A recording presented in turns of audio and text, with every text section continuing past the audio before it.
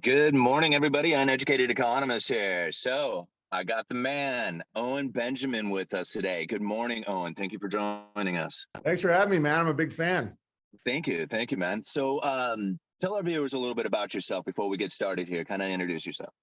Well, I was in Hollywood doing comedy for 16 years. I was in the movie The House Bunny. Sandler put me in like 3 or 4 movies. I was a regular on TBS's Sullivan and Son, like a sitcom. I did, Leno and Fallon, and toured with Vince Vaughn's Wild West show and all that stuff. So I had like a comedy career. And then, around 2015, 16, comedy started changing dramatically. And I had a kid. And so I moved back east with to be closer to my brother. And then, comedy shifted so much that I had to start going independent because the things they were asking of comedians to not discuss or talk about was a little wild. And so long story short, I got more into like homesteading and making my own stuff, like my own magazine, my own social media, because I was frustrated. That's one reason I relate to your stream. Is like, I can see that you went through periods of frustration and then got out of it. And I was kind of like that too, where I was beating my head against the wall. Like, why won't other people change? Like, why won't, like, why are people acting so crazy? And so I was like, well, who am I to tell these companies how to behave? Like, it's their terms. So I'm like, I have to make alternatives. So I started doing that. And yeah, it's like life's gotten really good. And I like how you've described how all the politics, all the insanity that we see. If you actually go farther and look at the Federal Reserve and the monetary policy, these storylines that we're given that make no sense actually make a lot of sense. Like the special purpose vehicles and all that. I'm like, oh, they need a story to sell that. And so that's why so many of these things that have been so frustrating, I now understand it, that it's all about the financial markets. And if you read the Federal Reserve papers and stuff, it's like, oh, life isn't just complete nonsense, Yeah, absolutely. So, so in your eyes, like, what did we experience here going through the pandemic? Like, a lot of people saw this sickness kind of coming through, and needing to take care of like the elderly and everybody getting jabbed, but what was that cover up? Like, what was it that you see that they were trying and sell the story on as far as what was actually taking place? Because I had my view too, and it's very much like what you were saying, is to try and sell those special purpose vehicles.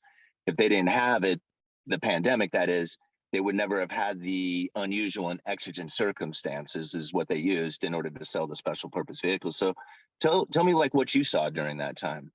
Yeah, that's exactly what I saw. And I won't hit on any topic that's off limits for like different platforms, but I saw a very similar thing in an event that happened 21 years ago, except that one was different. It was more like buy, spend, where it's like you have this big event, and looking back, it seems very suspicious. And it was all about expanding the economy. Like, don't let these people win. We're American, buy, spend.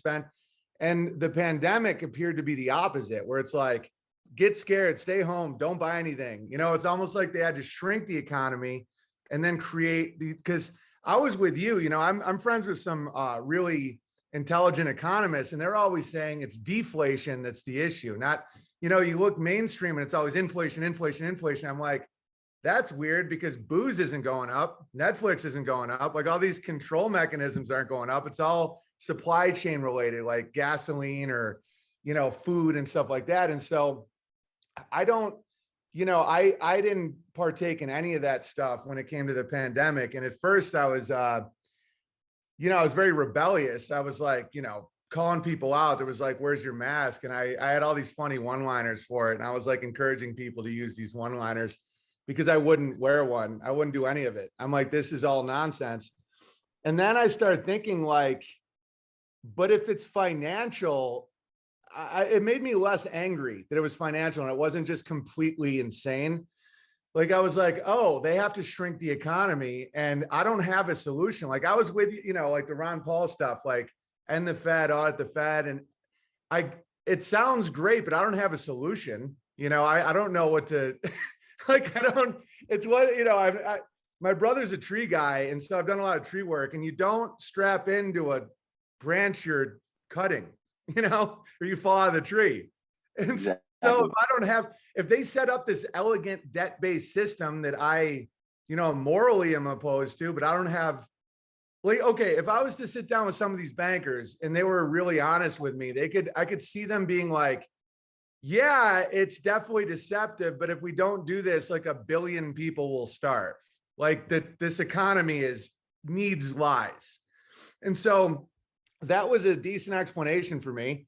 So I started just focusing on my family, my productivity, what I can create. And it's kind of like what you were talking about with the positivity stuff, where it's like, where attention goes, energy flows. And I was just like, I don't need to look at these divisive, angry topics anymore. I'm just going to build stuff. And it's been really good. Awesome.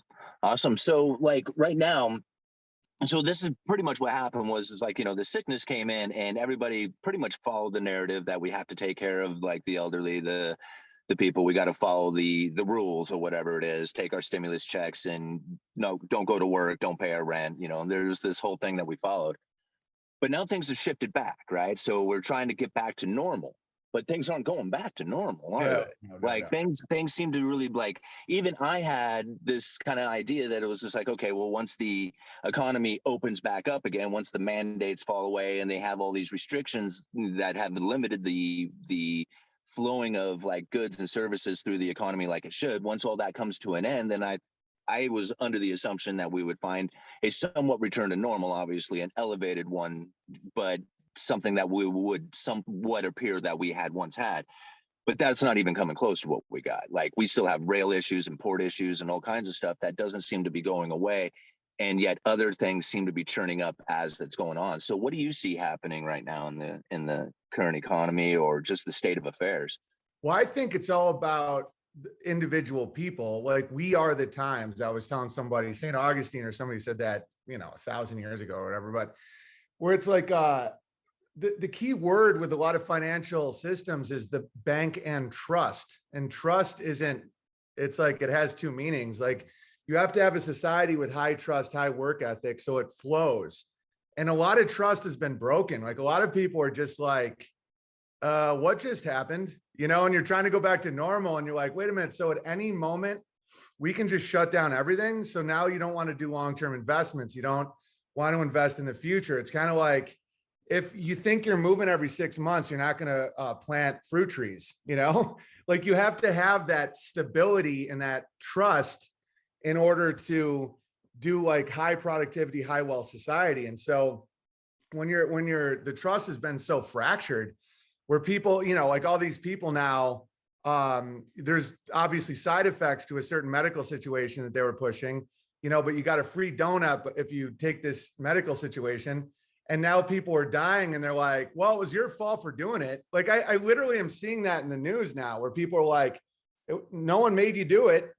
And everybody's like, you threatened my job, And so I think that's a major factor. I think the micro to the macro is, a lot of people aren't trusting the economy, and they're starting to like be more corrupt. Like, they're trying to get the free money or not pay the rent or not go to work, because they're like, why not? You guys were just corrupt with me, And I think that's what's really facing. I think it's a morality issue that we're facing. Yeah, it really is. See, a lot of people are like, because I agree with you a lot on the way that people kind of reacted to the idea that they were threatened. I don't take being threatened well. Like, I don't either. I just don't. Like, somebody threatens me and I'm just like, I just don't absorb that in a way that I got to react with anger or something like that. I just don't, right? So when the idea that, the jobs were going to be threatened from the vaccination and stuff like that, I immediately took on the idea that, well, it's not my place of business. I don't own this company, right? Yeah. And I don't own the companies out there that are requiring this, right? And I'm not required to work at these companies either. There is still other ways to make money out there. And if that's the case, then I'm going to go do that. And now companies are complaining about how they can't find employees. Well, there's a nice gig economy out there, and there's a lot of other ways to make money. So I don't complain about the businesses out there that want to put out these restrictions or these mandates on their employees, that's the American way, right? I mean, they have the right to do this to their Yeah. employees. The employees don't have to work for those companies, and there is other ways to make money in this country. So as long as all those things exist, I guess that I'm cool with it, because it was voluntary, straight up. You did Yeah, not yeah, have to do exactly. this, and if you take it with that sense, like, then you don't have anybody have to put any responsibility on it. It's like, I don't have to work for you, right? Exactly. That's the flip side. That's the flip side. And I'm the same way with you. It's like, it is, people keep talking about free speech on Twitter, and I've gotten to the point where I'm like, but that isn't what free speech means. It is a private platform. Like, because I own a platform too, and we have a lot of censorship. I don't even let Truther talk on it. I don't like bickering. I'm like, the good, the true, the beautiful. Post stuff you're proud of. Post if you're looking for a job or someone's looking for employees. Post like your family and what makes you happy. But censorship is part of the rules of any platform. But see, that's the flip side, is like, once you get to that point where you're like, they have a right to mandate this, but I have a right to not work there or not be an enthusiastic employee. And that's what they're now facing, is the massive labor problem. Because it's like, because it's also like a lack of enthusiasm, where people are like, yeah, I did all that, but now I'm like kind of resentful because I gave you a religious exemption. You didn't accept it. It turns out I was pretty accurate about it, but it's your choice. But now it's my choice to like take all my sick days and not work overtime and not be there when you need me. Because so much of the economy is about like dudes helping each other out, where it's like, yeah, I'll pick you up at the airport. Yeah. It's like, but if you lie to me for the last 6 months, you can take an Uber, Yeah, absolutely. That's really what it comes down to. I mean, I don't know about you, but I kind of have a feeling that you're probably a lot like me, is that your circle of close friends is probably pretty small, right? Yeah. Yeah. Yeah. And that's because that's the thing. We don't have to put our trust into anybody else but ourselves, right? And we can trust ourselves in what it is that we are doing. Other people, we don't have to rely on their efforts. We don't have to rely on them performing into a certain task or something like that and disappointing us in the future, because we just don't put that into our realms. It's just like we're Yeah. independent. Those people we do bring in, we trust them, right? And Totally. if they, and this is, I don't know about like you, but if I do end up having a trust issue that comes down, they break that trust, I mean, it's hurtful. Like, I mean, it's painful. So Yeah. Yeah. um, so yeah, the what you're saying is totally true about, like, even just the people behaving within themselves in the economy. They have to trust what it is that they expect from the future, and that's really what I kind of want to lead into now. Is just like, what do we expect coming from the future, considering the situation that we're in right now? Because it doesn't look bright. When I think about, like, when I was young, I was ambitious about trying to get a job and earn money, get a car, get an apartment, have, like, have a girlfriend, all the other things that what at the time seemed very important to me, that doesn't really seem to be so important nowadays. And I'm thinking that's going to lead into some changes. What do you see happening here Oh in the yeah, future? man. I mean, that was my major in college, was World War II tyrannical takeovers of governments. Like, I literally went to the Czech Republic to study how this happens. And one of the major things that happens is when you have a generation that can't buy in. That's when people want to flip the tables, because they're like, you didn't set me up with a life that I can be a part of society. So why not burn it down? And this isn't the first time this has happened. When you're looking at the Tsar Nicholas II situation, with the communist takeover of Russia, it was a lot of similar stuff. It was like horrible, how expensive housing was. It's like the media was just spewing garbage, and people weren't, there was a lot of like really weird occult practices coming out, like the Rasputin situation, all this, and people not trusting their monarchs, people. And so then they're like, okay, burn it. We'll just listen to crazy people. And I can see that. And that's why I'm trying to encourage people to get very local, and kind of like what you were talking about. You didn't want to leave Astoria because that's where your network was, where it's like, family is, well, I always say family's wealth, money's debt. So like, don't sell out for money. Like, it's all about your family and your tribe, because when these things start happening, we're going to, you know, people are worried that we're going to have some form of fascist, you know, goose stepping takeover. And I'm like, no, it's going to be chaos and despair. It's not going to be like ordered military. It's going to be like, what do you mean water? There's no water in the pipe. It's just going to be like chaos. And so if people can maintain an order locally and an order internally, they'll be in a good place. But yeah, I see a lot of problems coming down. I mean, it's just like chaos central now, you know? Yeah. So one of the things that I kind of see happening is that the Federal Reserve, like they've managed to get their Fed funds rate up to the higher level than I would think, like a higher level than I would have anticipated. Like I didn't think much above 2.5%, but they seem to really be gung ho on it, and they're going to move it up to the 5%, maybe even higher. Now that's like their ammunition. And if they can get it there, then I think they're going to be able to tackle the next downturn in the economy, but they're not going to have something to fight it with other than the Fed funds rate to drop it. So it's going to need to have an excuse. Like the last time we had, prior to this one, we had this great financial crisis due to the housing market crash. And then this the recession that we just experienced with the pandemic was so short and sweet that nobody even realized it happened. But now the next one, what is it that's going to take place, do you think? Like what kind of, like, I have a feeling that it's going to be like a debt market crisis, something like a sovereign and corporate debt crisis thing. But what do you see happening? Like, what is the next crisis going to look like, or what do you think is coming from? See, I mean, that's a question for you, I think, because as far as the storyline goes, I don't think they can say what's really happening. So they're going to have to mask it behind war, pestilence, you know, whatever. They have to find a scapegoat. I mean, it's like thousands of years old. There has to be a goat that's brought out into the village and slaughtered, and all your sins are in the goat, you know?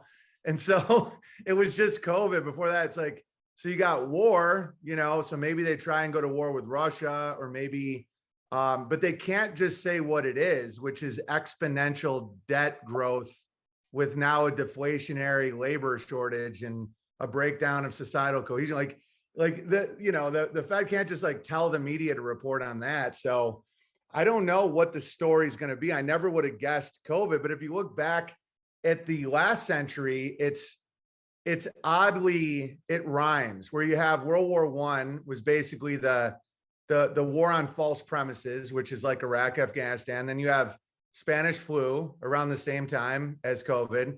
And now we'll probably have what you say, you know, how they have this one round where they can drop interest rates and buy their time. And then I don't know what, 2029, we have a Great Depression, like 1929, you know, and then it's almost like there's the fact that the Spanish flu is almost to the year as it was in the 20th century is kind of fascinating. And now you see that they have the same financial problems as they did in the 1920s. And so I don't know, man. I would love to know what's coming, but I can't predict any of this stuff at this point.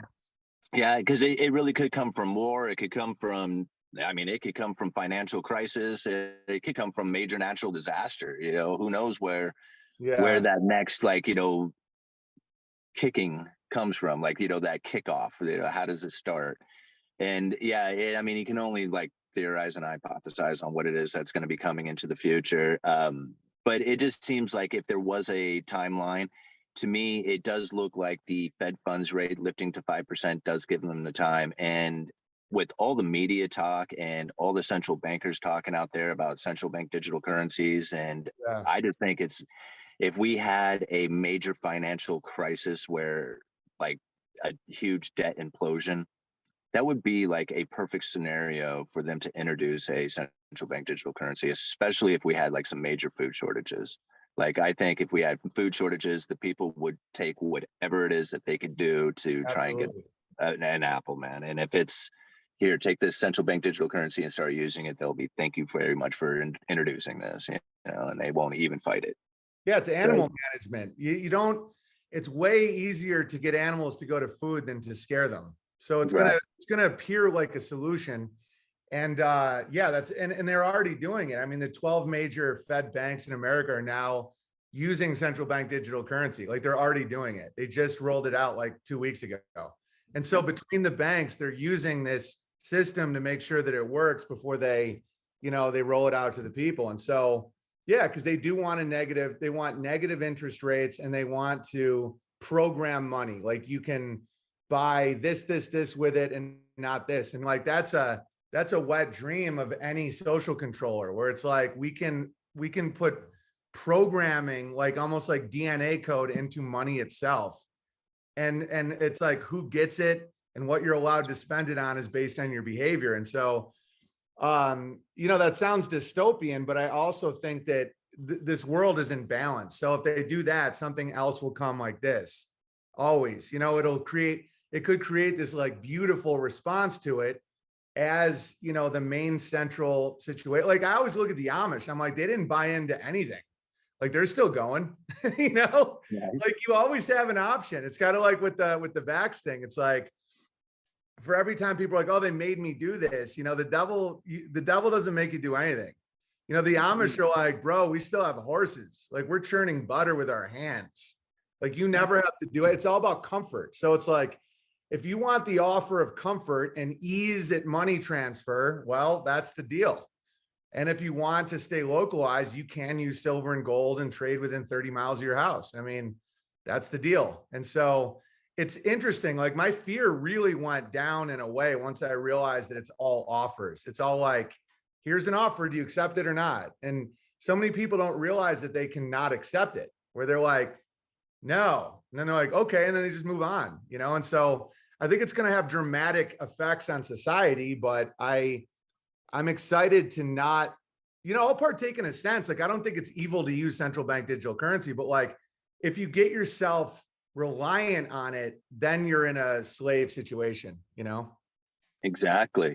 And now, that's where I think, like, you have really done your part to try and separate yourself from that requirement of absolutely needing it. I mean, you have a homestead going. I mean, you were talking about your animals earlier, and it was very impressive, the list of animals that you're raising, and you're becoming self-sufficient for the most part, right? I mean, yeah. And the biggest one was getting out of debt. So it's like, I was listening to your stream yesterday with the lumberjack realtor. He was great. But I got actually kind of lucky with when I bought a condo in LA. So I got a condo in LA. It was like $650. I put down $130.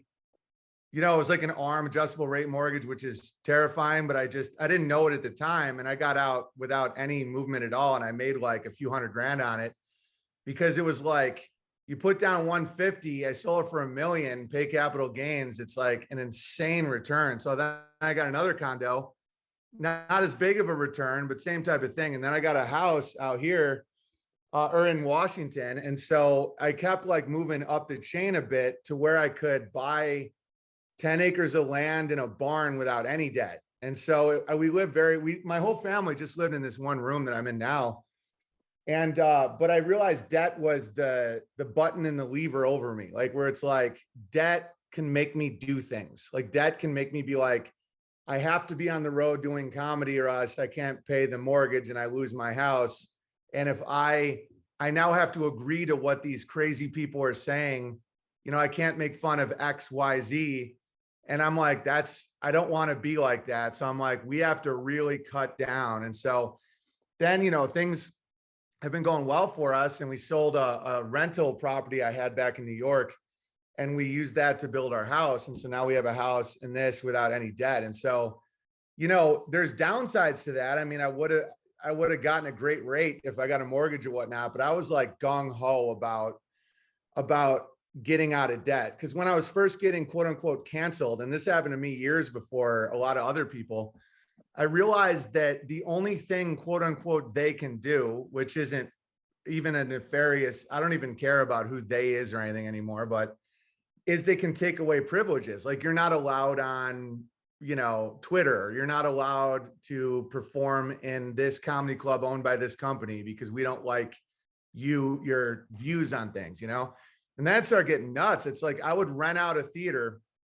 and they'd cancel me. And I'm like, I already paid for it. I'm selling my own tickets. And they're like, yeah, no, we don't want you here. I'm like, last week you had Chippendales dancers. Like, I have no criminal record. Why? Because you don't like a joke?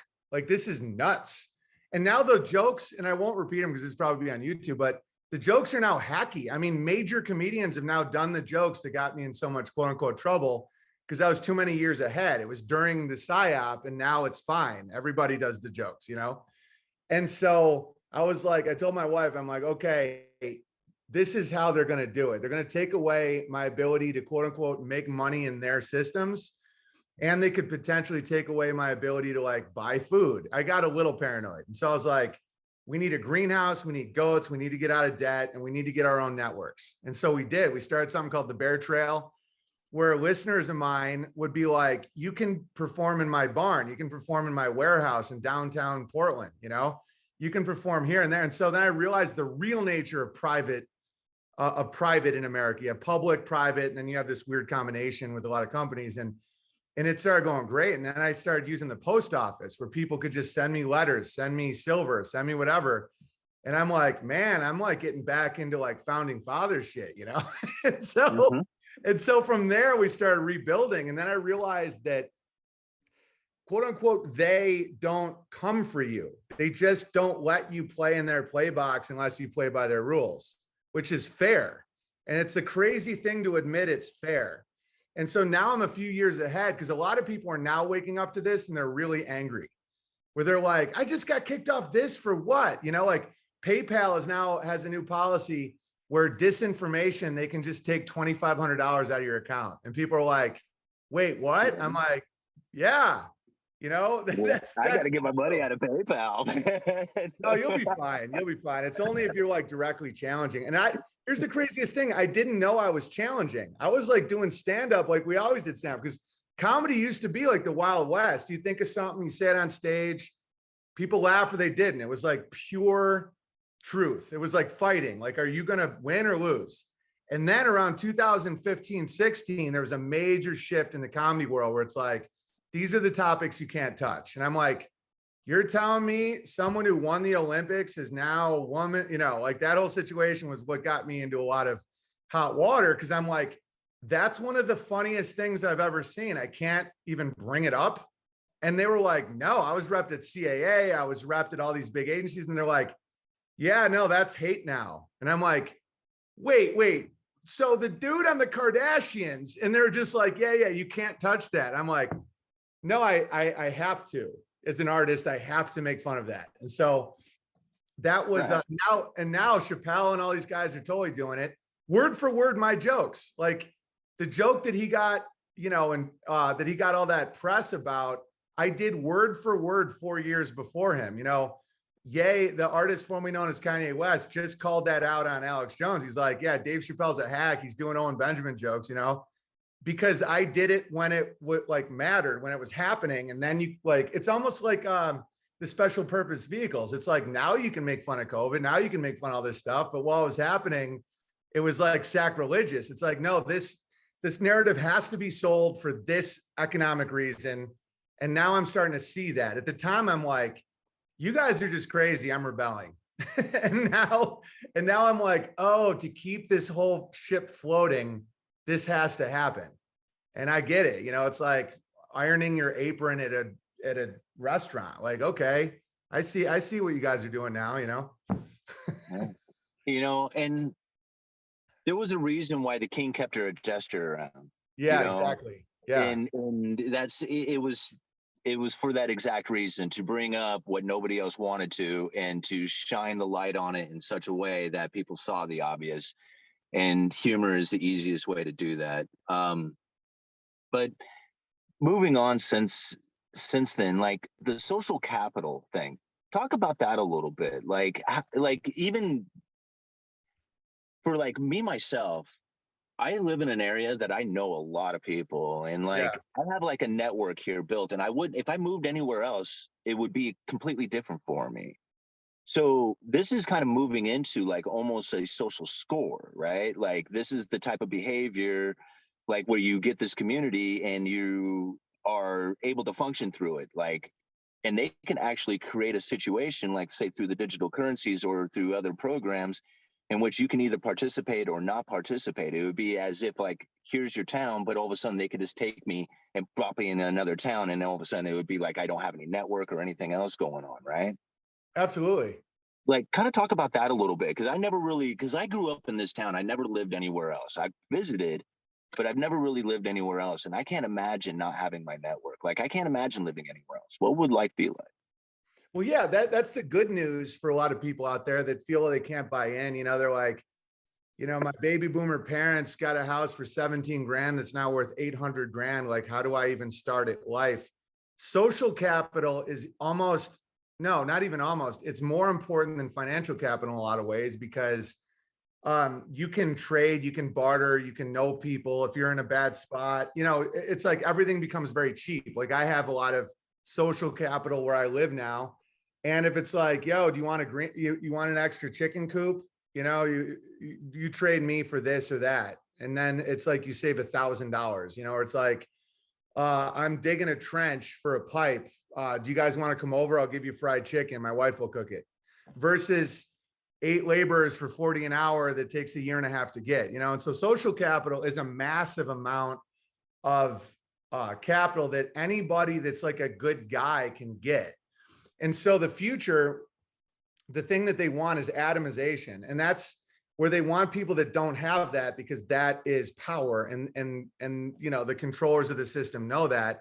That's why they want men without families, because men with families are usually more moral. They look to the future. They won't accept as much nonsense. That's why there's a real push for, an unmoral lifestyle.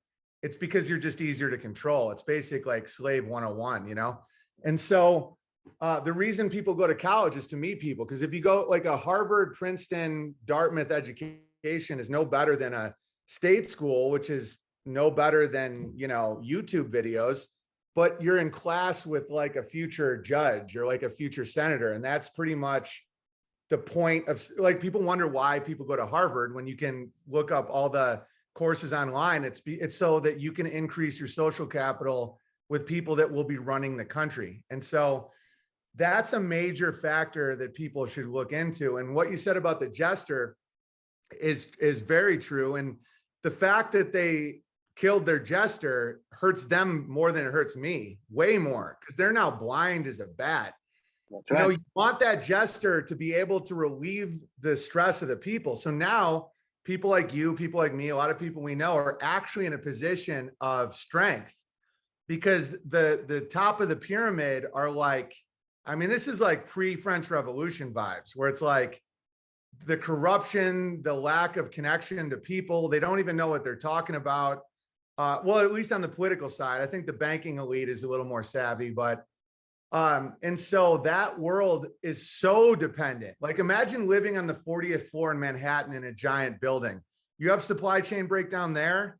You have labor shortage there. You're in a tomb. You're in a giant honeycomb of dead bodies. Like, I'm not trying to sound dark, but it's like, that's why the whole meek shall inherit the earth thing is true. It's like, if you know how to live in reality with your own labor and your own resources, and you're not dependent on these massive Babylonian supply structures, when these things do happen, you'll be in a really good position, because it's almost like the way the economy works is that scene from the Joker where each clown kills the clown before them. You ever see that movie, The Dark Knight?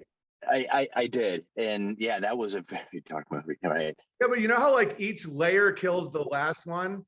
That's right. What's happening. So it's like the snake eating itself. So the people with privilege actually are going to be eaten by the layer above them, which will be eaten by the layer above them, to avoid this like collapse happening. And so is there a layer that plans all this and wants to, guide us through the needle to digital currency? Probably. But the layers we know, no, they're just useful idiots that are just going to be eaten, I think.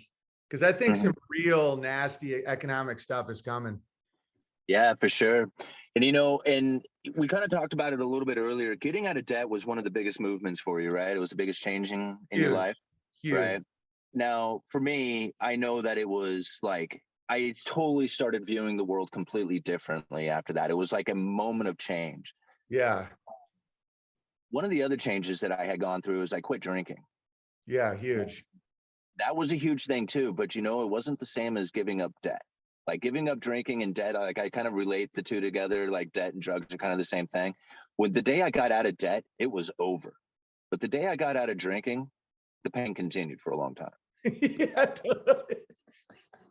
It's so true, man. It's like, because I'm from a town where everyone's drunk all the time. Like there is no sober people. Yeah. Like there's no sober people. Like I'm from a very, very blue collar. It's like you start drinking in 8th grade, that's it. Like the idea of a sober person didn't exist. And so when I was going through some struggles with like a new family, I had to consciously keep myself from reverting back to that lifestyle, because it's like, you know, it's like you have a bad day. Yeah, you go to the bar. It's like quarter drafts tonight. You get hammered. You play darts. You fight a guy. You go home. It's like that. But see, that's like a holding pattern to keep men from expanding. Like you don't get into gig economies. You don't become entrepreneurial. You don't buy saws, as you say, like beers or saws. You don't reinvest into your own capital. And so that's why I think it's really good to avoid that when you're going through hard times. But the debt thing, it was a spiritual shift. It was like something completely changed. I had like no more resentment.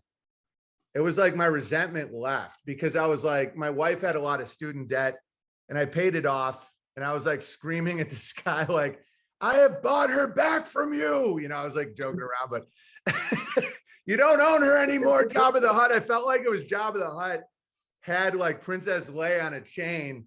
And I was like, that's my wife. I'm buying her back. And so, and then I got rid of all my, like a credit card. I got rid of everything. I'm like, we are going to be, and then it just felt incredible. And I know you struggle with that with your mortgage, but mortgage isn't bad. You know, it's like, it's not the same as like credit card debt. It's not the same as, you know, it's good to not have a mortgage, but it's not the same thing. It's like, and I think real estate is so valuable that it's not really going anywhere. Yeah. And to be honest, like, because I had a foreclosure in my past, they made me put so much down payment, and the house over the last year didn't follow the rest of the market and has actually gone up in value, or Zillow estimate value anyway, whatever you can relate that to. But all that being said, it's still like, you know, the estimated value of it is way above what I owe on it. So like, I feel pretty comfortable right now being in the house and having the mortgage. You know, it was just a tough thing to kind of get into because I had been so burned in the past, and I was like, Yeah. I was just wanting to so much be 100% in assets and no liabilities, because it felt so good to be there. But to be honest with you, now that it's been a year, because it's like almost a year exactly now that I've been in the house, it feels good. It feels good to be there. The family's really happy being out there, and Great.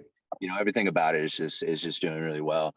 Um, you know, but I think like probably one of the biggest things that, like you were saying about the debt and getting out of debt and kicking those bad habits and stuff, is that the life that you once lived, I mean, you know, like if you were anything like me, I don't know about you, but like for me, I had like, you know, I didn't really like my job. I didn't really like my life condition. I didn't really like anything. And I just kept going every single day doing the exact same thing. And then one day I changed it. It was just like, I'm not going to do it. I'm just not going to do that anymore. I'm not going to crack the beers anymore. And life begins to change. And all of a sudden you realize that there's a power out there that you can just grab a hold of at any given time if you can Yeah. see it. You know, it's like it's almost as if it's like a magical event, but it's not really magic. It's just really just you doing it and being in changing the way you think and how you do about it. What was it for you? Like what do you feel about that? Like had you ever had like a downtime in your life where you just realized that, you know, I'm going to change the way I live from now on, and then you felt this power? Oh yeah. I mean, I used to hate holidays. I'd always want to work on Christmas, Thanksgiving. I was like really against all that stuff. I wasn't into relationships. I always thought women were trying to capture me and hold me down. And so I was for a big change for me was when I really started trusting my wife, like at the, you know, when we were first getting married, and starting to be like, just really jump into that and not always have a foot out. And now I think for me that the big change was with family, where now I have like 4 kids and a Christmas tree, and we like raise a Thanksgiving turkey, and you know, we do all that stuff that I used to not like. I used to think it was like lies. I was like, like fireworks. I never liked fireworks. I'm like, this is the, I'd make fun of it. I'd be like 4th of July to celebrate the vets, but all this stuff is triggering their PTSD. I'm like, all my vet friends are under a table right now because all these explosions, but we're out here enjoying our, I was like that guy. I was kind of like, I'd rain on people's parades like that. And now I see the beauty in like cultural rituals and, quaint stuff. And I was telling people, I'm like, we're in a free will realm. Winter's coming. You can either be outside naked or by a fire with a family. Like, it's your choice.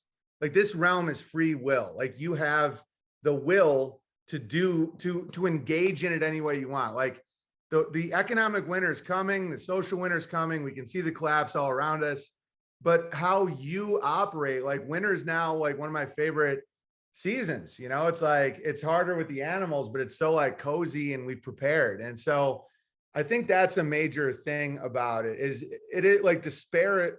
I was telling somebody, I'm like, despair is a sin. Like, despair is like, to accept despair or fear or sadness is your choice. You don't have to feel that way. And I think that was a major turning point for me as well, where it's like, despair and sadness aren't just things that happen. It's your choice to allow it. Like, you don't need to feel despair. And so change your life any way you can to not feel that way, like that you're just a cog in a machine and everything's just going to shit. It's like, that's your choice. You can also get out of that. Yeah. Something that I heard from another YouTuber that I follow, it's kind of funny. I'm not really a big fan of the guy himself, but his message is just like, is incredible. I'm really happy with his message. It's Aaron Doughty. I don't know if you've seen him out there. Anyway, he does, he talks about having like that understanding of your energy, being focused in yourself, having magnetic energy and stuff like that. Anyway, I don't know how the hell I came across this channel, but I was following it, and something that he said and that really struck with me, and I see it a lot out there with people, is wants, right? People have all these wants in their life and they really want it, like really want it bad. And a want is a need, and a need is a negative energy. And that's one of the reasons why they don't have stuff in their life, is because they want it so damn bad. And that's really where I think, like, for me, things changed. I wanted to be a YouTuber. Like, I had all kinds of different YouTube channels that I had tried starting, like even a homesteading one called Everyday Napa that was a lot of fun. I'd do some jokes and stuff like that on there. But it was after I quit drinking and I said, okay, I want to be a YouTuber. I'm going to put out a video every single day. Yeah. And then things started changing. All of a sudden I became a YouTuber. I decided it before it happened, and I changed my life to the point that I was like, okay. And I go back and I will look at those videos and I'm like kind of almost embarrassed by them. They're kind of like, they're little lame videos that I was putting out and stuff. But that's the steps that I needed to do in order to become the YouTuber. And I committed to it back then. And I was no longer wanting to be a YouTuber. I was a YouTuber, Yeah, and that's what changed for me happened, Yeah, it was me with stand-up. I just was like, I always loved comedy. And I was like, I'm gonna do stand-up. And it's like, that's one of the things that's so, you have to have thick and thin skin at the same time, because you have to have thin skin to be able to resonate with people and what makes them laugh. And you have to be like extremely empathic, to understand others, like artistic. But at the same time, you have to have like this like lizard skin where people can literally be like, get off the stage. And you just don't, you're a comedian. And so, it was very similar with that with me. Like, I was doing open mics in bars and, in like a bowling alley where people are still bowling. And I was, my friend wanted to move to LA, and we're like, yeah, let's just do it. What else are we going to do? And so we just go there and we're like, yeah, we're just committed to this. And by 24, I was like on the show Punked, I was like punking people. I'm like, all my heroes started telling me how funny I was. It's just like Adam Sandler, who I grew up with, is like putting me in movies and people think that it's lucky. They're like, oh, you're so lucky or something. I'm like, no, you don't put yourself in the position. It's like how many people would stand there and be humiliated, because that's like such a big fear for people, is to stand there and to say things to make people laugh. And if they don't laugh, you're just alone in front of drunk people. It's the same with the YouTube thing with you. It's like, yeah, 5 views, 8 views, 2 views, but you keep doing it, just keep doing it. And you keep growing, you have to have the thin and thick skin at the same time. You have to like be able to say like, what can I do better? What do people want to hear? All this, but at the same time, with these humiliating failures, it doesn't affect you. You just keep going. And so, I can see a lot of similarities with that, with stand-up versus YouTube. When I started getting into YouTube, I'd already had an audience. So, I got up to like, hundreds of thousands of views, and then they kicked me off because I was being a little too challenging, but and now I'm starting to get it. I'm starting to realize that I didn't quite understand the world yet. It's not my platform, and I value YouTube. It's like YouTube's helps me with homesteading. I get to learn about the Fed. I listen to people I like. It's like, following the rules isn't bad. It's like, you can always figure out a way around it. Like you can say, if you want to hear these jokes, you can go to BitChute, and I didn't have to try and challenge YouTube. I mean, I don't regret it because I had to learn, but I do understand a lot more about running a business because I'd never run a business. And now I run several businesses. So I'm like, yeah, people don't follow the rules, they're not allowed in. Yeah. And I realize that when I watch some YouTubers get their channels canceled or suspended and all this other stuff, and I'm like, man, that is just like, that would be so heartbreaking for me to not be able to engage with the audience whenever I wanted to, but it's just like you said, it's their platform, it's their rules. And YouTube has changed my life. Like I have this huge appreciation for YouTube. I mean, if it wasn't for YouTube and the videos that I've been able to put out there and the connections that I've made with people, I definitely would not be where I'm at. So I have this huge appreciation for YouTube. One of the things that I found my viewers say to me is just like, you don't get into the topics or whatever because you're being censored or stuff like that. And it was just like, yeah, maybe I might not get into as deep of it because I don't want to get challenged by YouTube to say, hey, we're going to suspend your channel or do something like that. But what I did find is that when I do cut to the edge of it, the comment section does start to fill up with the things that I probably should have said. And so I'm still getting that message out there in a way, right? It's through the comments. And does it even matter? Like so many of these things that they want us to talk about, like, why don't you address this? Why don't you address this? And it's like, in 3 years, are you even going to care? It's like, it doesn't even matter. It's so many of the things. But for me, I was as an artist, artists are pretty avant-garde when it comes to like tip of the spear type stuff. I'm like, this is happening now. This has to be made fun of. But if you're looking at it like a man or like a businessman or like a commentator, it doesn't. Like you don't have to address every issue, and it can cause a lot of noise, and you can also, there's also like interesting ways to get around it. Like you can say the medical experiment, or you didn't have to say, like now you can say vaccine, but during the time I was listening to my Pockets of the Future is really good. I really like that guy. And he's just casually can get around stuff by just like, he'll say the event from 2001. The whole thing is you just can't say the words. And so basically that's almost like this understanding with YouTube where it's like, listen, I know you have your battles with advertisers and censorship and the App Store and all that. So I'll get the message across, but I'll like not cross your lines. And there's actually there's like an art to that. There's like an interesting dance. And I'd be the exact opposite. I'm like, so what are the words I can't say? And then I would just say all of them. like I would get obsessed with any of the, like, because I'd see power, and I'm like, there's power in nonsense censorship. I'm like, if that's the word you're not allowed to say, that's the one. Like, I'm like, I love that,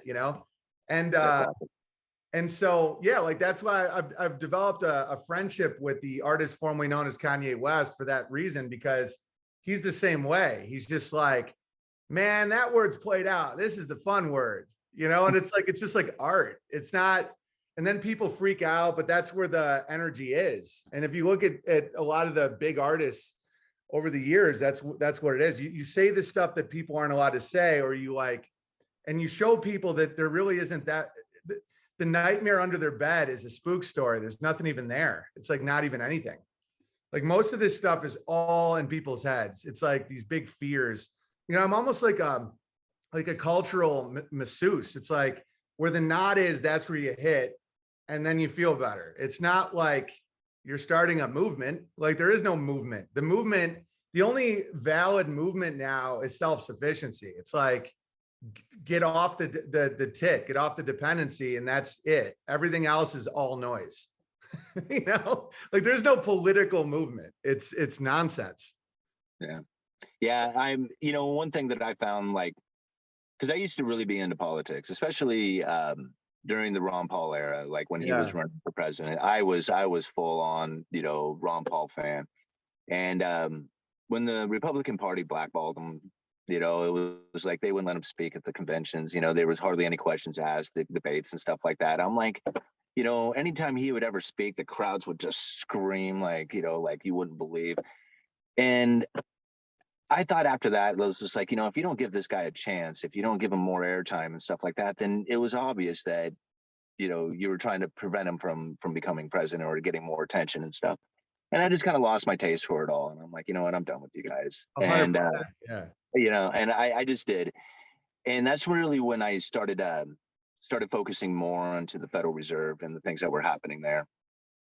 And man, when I gave up on politics and started following finance and the banking system and stuff, I realized that politicians really confuse the hell out of you when it comes to the economy. They all talk about how they can fix it or how it can be fixed or how it can be done. There's no fixing this thing. And so understanding it is the way you fix it. And they have no understanding whatsoever of it. If they think that they can fix it or if they can address the problem, it's just like they really just don't have any clue. So I kind of gave up on that a long time ago. But I don't know, like, when it comes to what to do for the future, what is it that, obviously you do some homesteading and planning. What would you suggest somebody like, maybe they're, in their mid 20s right now, they're, single, got an apartment that they're living in. What do you think that they should move towards? Like, what is it that's like one of the things that they can start doing today to change their lives, to start moving forward? Well, think about what information or what service will help other people.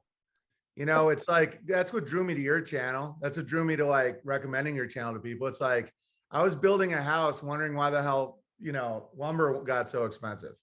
And you helped explain that.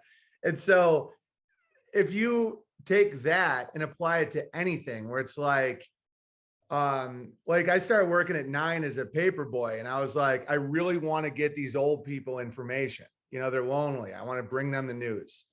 And then it was like, I really want to expand my route. I want to get more people on. And so I was like always paperboy of the year and stuff. I was very, like that since I was very young. And it's the same with comedy. It's like, I really want to make people laugh. I want to have them explode with laughter. And now it's like, I really want to give people the best streams I can and the best magazine I can, all that.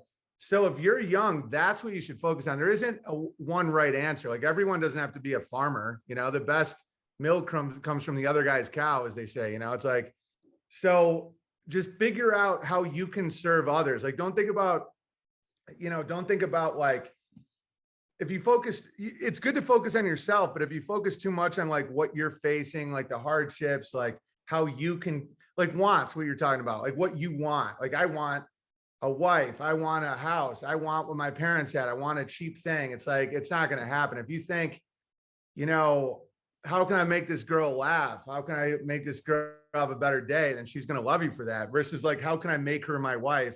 It's the same with like if I wasn't doing comedy and live streaming and stuff, I would be plowing driveways. Like, I've been paying this guy to plow my driveway, and I've done the math. And I'm like, man, like the winter, you can make over $100 an hour just driving around listening to podcasts. And then I'm like, how much is a plow?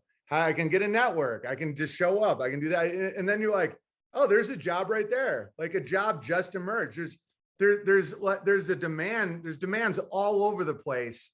Like my brother is a tree guy, and he'll just knock on a house and be like, and he cares. He genuinely cares. He's like, this tree looks like it could fall on your house. I'm a tree guy. This is how much I charge. And that's how he drums up business. And it's like, all he needs is a ground guy and a truck and a chainsaw and a rope, and it's great money. And so I think for young people, the key is no one's going to do it for you, especially moving forward. There is no, retirement watch and 401k, and, you can work at a factory and your wife can stay home with the kids and you don't have to move. Like, that's over in America pretty much. But if you think, how can I serve my community? How can I you know, then the future's wide open. I mean, that's what I mean with the balance. When it comes to central bank digital currency, there's going to be something else. It's like right now, it's never been easier to start your own business from home. Like back in the day when I was growing up, you had to like rent a storefront and advertise in the newspaper and all this stuff. Now you just need a Wi-Fi connection and an idea. And so that's amazing, you know? And so there's more opportunities now than there ever has been, and there's more to spare. So it's like, pick the opportunity side. And I think probably the key, like what you were just saying there, the key thing that I clued in on is a couple of things. You cared, right? You said something about you cared about getting the news to the old people so they had something to read, right? It wasn't like you cared about making the money so you could buy the bicycle. You cared about getting the papers to the people, right? Cared about making a video every single day. Your brother cared about the tree falling on the people's house. He actually cared about that. And this is really where I think like a lot of people miss it, is that you really have to have, like, people say, well, I'm just a dishwasher. Will be the best damn dishwasher ever. Like be so impressive of a dishwasher that the restaurant is just like, I can't believe it. Like this guy's a superpower, you know, when it comes to washing dishes. And that will change your life, because that will start bleeding into the other things that will, you know, find your success into the things that you really wanted. You know, that's really, I think, where the key to it is that you have to actually care about what it is that you're doing. And it's not just care about like, I want to make the money, but care about what it is that is happening, you know, like be engaged in that moment, be engaged with the people. You know? Oh yeah. It's great for sales too. It's like money's a byproduct of just crushing, you know, it's like, and there is no low job. Some of the richest guys I know are plumbers. You know, it's like, there's no low. It's like whatever you're doing, do it really well. And then there's that greatness will emerge, and then capital is a byproduct. You know, I've always had no problem making money, because I've never cared about, I've never had that want for money. There's been moments when I've been like panicked because like I just got blackballed from the comedy clubs, and you know, I have a baby, like what am I going to do? And then my brother's like, do tree work with me, you know? And for some reason I've always been able to just make money, you know, doing like weird shit. I mean, I used to be a heckler at a Renaissance festival where people paid money to throw tomatoes in my face. I'm like, I'd made fun of people all day with a gypsy, just crushing it, you know? And so money, I've always felt that money is a byproduct of your passions. And if you try to grab it too much, it like floats away. It's all about, if you need it too bad, it's like a hot chick. It's like, if you like will do anything for her, she'll walk away. But if you're like just there, she'll notice you, you know? Yeah, no, absolutely. And I mean, like I myself, like I have a day job. I have YouTube. I go call bingo on Sundays, you know, awesome. Like I mean, and I've been doing bingo calling for like 15 years or something like that. There's all kinds of stuff that I will do, like, you know, just for little odd things for money. And it is not about like how much it is. It's just a matter of just kind of doing it and going for it and stuff like that. You know, some of the people that I like, my buddy Dale, he tells something very similar. He said when he was 6 years old, he wanted a motorbike, and his dad was like, no, you're too young to have this motorbike. And so he was just like, started mowing lawns. He said he could barely push his damn lawnmowers over on his neighbors' lawns and stuff like that. But he mowed those lawns all summer long, and then went down and bought his own bike. And like his dad had nothing, he couldn't stop him. It was like, well, shit, it's his money and his stuff. And so since then, you know, I was like, how many bikes have you owned in your life? He was like, oh, 200, you know, he was like going on about all the bikes he's ever owned. But then his mentality, like he worked with me over at the lumberyard, but then he also has a welding business, and he sells clam guns, and he does like, you know, all I've heard you talk about this guy. Yeah, that's cool. And so he's super impressive to me, like when I watch him, but again, it's not a matter of like how much, it's just a matter of pursuing it. You know, he was just like, no, I really like believe in my product and I like selling it, you know, and that's it. It's not a matter of how much money he makes. It's just putting his product out there and see how many he can sell, you know? Oh, 100%. I mean, some of the richest guys I know, it's just their hobbies. Like Jay Leno, who is really good to me in my career, like really solid guy. He just loves cars. He's like obsessed with cars. And I wouldn't be surprised if that dude's made more money in cars, but he doesn't care. He's just like, man, this car runs on steam. I know he just recently burned himself, but he's just obsessed with stand-up. He's obsessed with cars, and he doesn't care at all. Like, it's the funniest setup. Like, Vince Vaughn's like that too. He's just like, he just really likes, what he likes, and everything just falls into place. He's a big Ron Paul guy. Obsessed with the gold standard. He'd be like, baby, I'm telling you right now, the money's backed by nothing. It's just flying around in the sky. He's just like, when he would always do these, he'd do these subtle things on stage, because we'd give away $500 to an audience member. And he'd go, we got 500 non-gold backed dollars here. You can have it. You can spend it on something for the time being. It's going to go to zero. And everybody's like, dude, you're so into finance. So then he got really into buying like farms and stuff. He's like, it's all about dirt and gold, baby, dirt and gold. And so guys like that I've always gravitated towards, because they're just really into stuff. I just like people that are into stuff, but they're not just like drones, Mm-hmm. Yeah, absolutely. That's what, and that's what I come to the conclusion of, is like, I was just like one of those drones, like, for a long time, until, I decided that I'm going to change my life. And that's when, when I committed to making a YouTube video every day. That's what it did. Awesome. Just everything there. Yeah, I appreciate it, man. Thank you. Yeah, I really appreciate you taking the time to talk with me, man. Was there anything else you wanted to cover or bring out there for the viewers to hear about, or? No, that's it. I'm glad we touched base, because we have a lot of the same listeners, and I always send people your way. I appreciate it, man. Yeah, I've had so many people like bring up your name. I was just like, dude, Owen, he's constantly talking about you, Owen Benjamin. So many people are economically illiterate, and I know they're not going to listen to the Fed. So I'm like, this dude will explain that in a way that you'll understand, because you speak in a way that culturally can penetrate people that are never going to listen to Jerome Powell, and so, because there's so much economic illiteracy. So it's like, they don't even know what money is. They don't know. And so the more people educate themselves to that, the better their life is going to be. Because like, just having historical events make sense is a huge weight off people's shoulders, where it's like, lumber isn't going to go to $1 million per thousand. Like, this is what's happening. There's stumpage fees, or blah, blah.